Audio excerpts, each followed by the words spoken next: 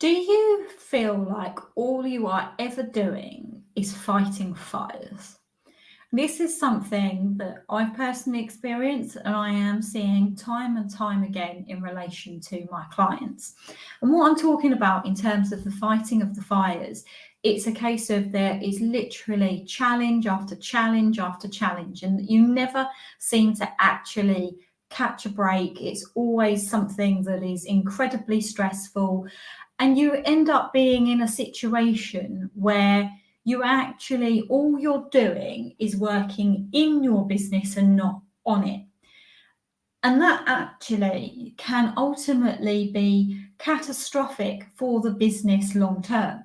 Now, I get that ultimately all you want to be doing is, focusing on your business and moving forward. And you often feel like by working in the business, you're making progress.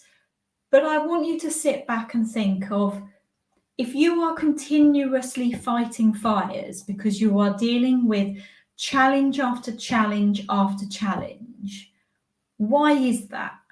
Why are you always fighting fires? Why are you always dealing with challenge after challenge? Why are things not running smoothly? And I can pretty much guarantee that the main reason why your business is in that situation is because there is something fundamentally wrong. Business is never easy. I'm not going to pretend it's not.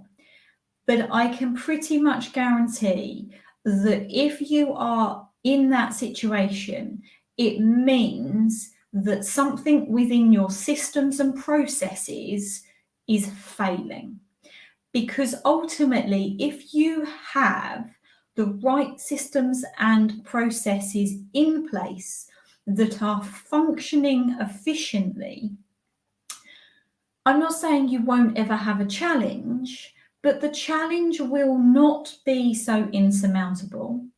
The challenge will also be less frequent and it will be more manageable.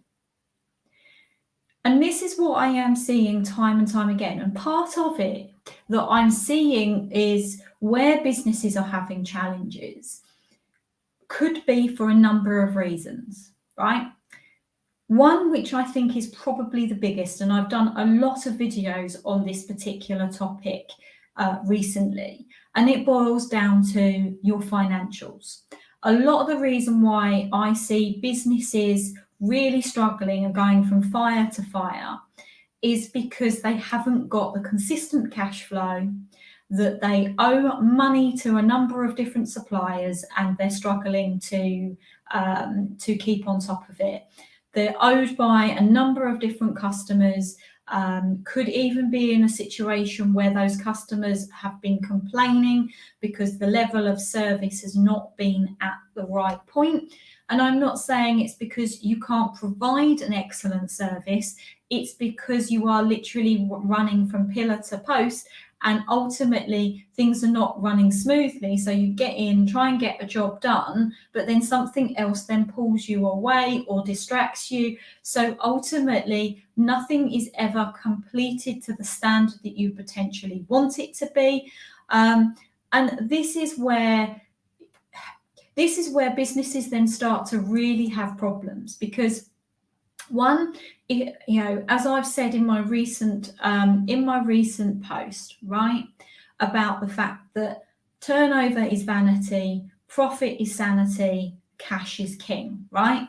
Because if you don't have the cash to pay your suppliers, all you tend to do, and I see this particularly in the trades world, is what happens is when you take your deposit in relation to another job, that deposit doesn't necessarily go to the materials for that job. It goes to basically dealing with another fire that has come up, and there's other suppliers that have not yet been paid. So you then get more materials on credit. And when you're in that type of cycle, it's a vicious cycle and you can never, ever claw your way out of it, right? And part of that is because often, particularly with trades, your financials are a complete mess. And I'm not trying to be critical in the sense of knocking you, because, I see the trades in terms of the work that they do. They're fantastic in relation to dealing with the technical part of the job. But when it comes to the systems and processes of a business, the attitude is, it either doesn't matter, I don't have time for it, or it's not a priority, right? And in terms of your numbers and dealing with that aspect of the business, it must be a priority, because financials are the backbone of your business. If you don't have your financials in place, if you have no money in the bank, you cannot continue to trade. And I know this because when I've had the law firm, I had the cash flow issues. I have suffered as a result of not being able to pay suppliers when I wanted to. And it makes me feel incredibly guilty when I'm in that situation, and I feel like I'm constantly taking from Peter to pay Paul, and it is a vicious cycle. And if you're not on top of your financial position, that makes it even harder, because what you'll do, and I've seen it time and time again, particularly with the trades, is you'll have a supplier on the phone that says, I need this money by X. You'll confirm and promise to make that payment, but you've got no bloody clue, excuse my French, I probably shouldn't swear, as to where that money is actually coming from, because you'll think, oh, okay, I can take it from this particular job, or I can take it from that particular job. But actually that money should already be allocated elsewhere, particularly to the job that it actually relates to, right? So you need to make sure that those financial systems are in place. And I recently did a video about various things you can do in relation to your financials. Like, the financials is one pillar in relation to your business, that if that is not running efficiently, then you will come up against massive obstacles. The other part of it is in terms of your marketing, and then it's in relation to your sales and the general customer service and customer journey, right? Because the marketing part, and I talk about this so frequently, and I'm doing this so much in relation to my clients right now, is the fact that you then you basically are marketing, and it could be literally sporadic marketing. It's not targeted at a particular audience. It can just be random, right?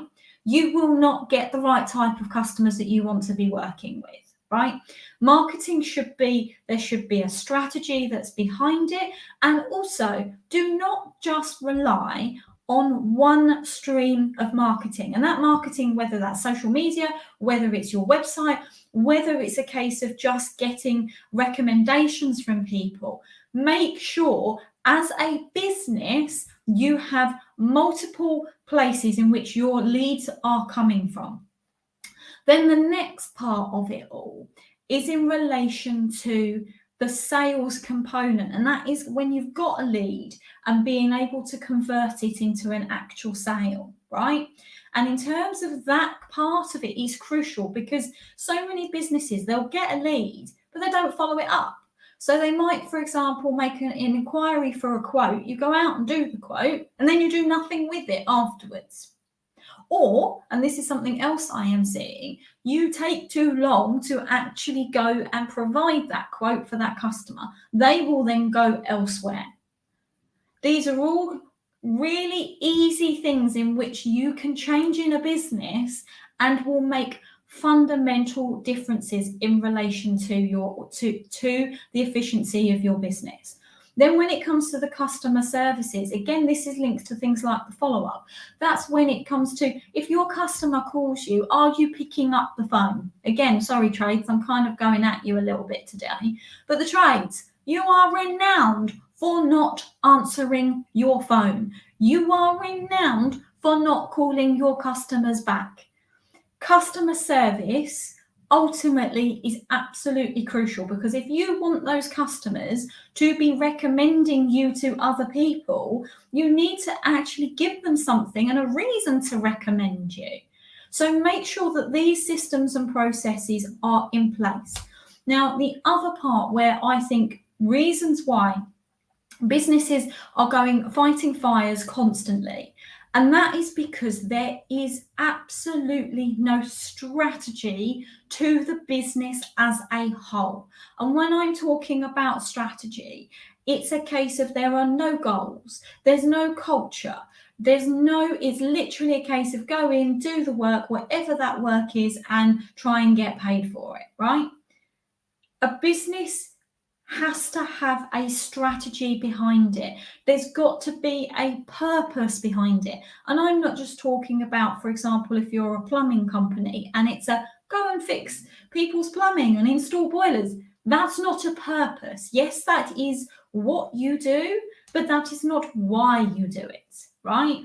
And if you have a purpose, a why behind your business, I promise you, it makes a massive difference in terms of things like your marketing, your sales. You are then dealing with the right types of customers. So you also then are attracting the right type of customers that don't give you the constant headaches and complaints. You are more likely to want to pick up the phone to them because you're then not in a situation where you are literally constantly fighting fire after fire. Having your systems and processes in place makes a massive difference in terms of the efficiency of your business. It makes you more profitable. It gives you your time back, right? But to have those systems and processes in place, it means you have to make the time to work on your business to put them into place. Or if you have a limited time, you get somebody like me who can come in and actually help you implement, right? Now, my style of working with my clients, and my clients know this with me, is I don't just coach businesses. I consult with businesses. My style is very much a hybrid. And the reason for that is I know from experience as being a business owner, I know from experience when I've dealt with business coaches, I just want somebody to teach me how to actually implement something. It's fair enough that I'm told what I need to do and why I need to do it, but I need somebody to tell me the how. I need somebody to be able to say, look, this particular situation has arisen. I do not know how to deal with it. Can you give me your advice? Can you give me some guidance, right? And business coaches, and I'm not knocking them because they have a massive purpose. What they'll try to do is get you to work out the answer.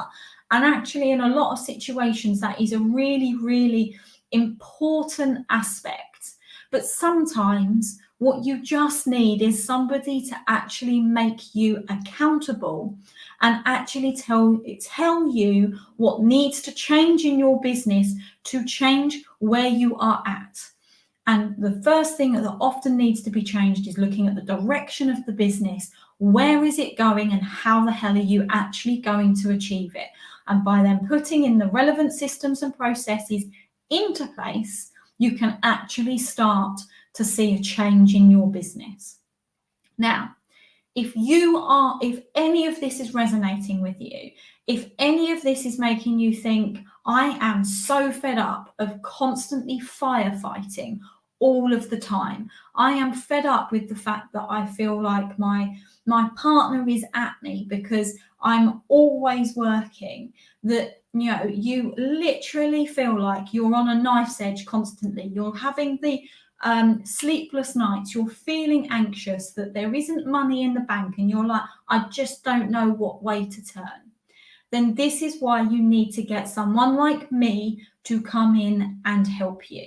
And how I do that in the first instance is I do a business review and I can see exactly where you're at, see what's working, what's not working, and give you a game plan as to how that can change. You can then make a decision at that point as to whether you actually want me to then help you implement it, right? So make sure that you put in the comments business review. Excuse the dog going mental because the doorbell has just been going. Get yourself, put the comment on, book your business review and book it today. And let's see how we can change your business for the better.